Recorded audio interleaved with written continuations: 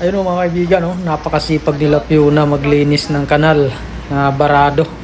Kabila ang kalsada talaga ililinis nila. Para kung sakaling malakas ang ulan o kaya may bagyo ay hindi na bumaha ang kalsada. Kaya inaagapan na nila tanggalin ang mga nakabara. James! Huwag na raw! Magos na tubig oh. Yes.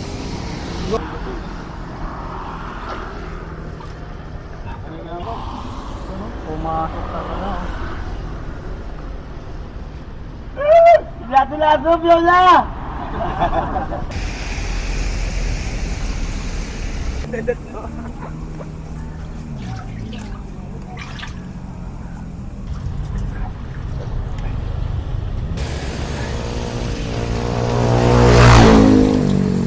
Kapag merienda tayo, Meron ka rin, ayun oh.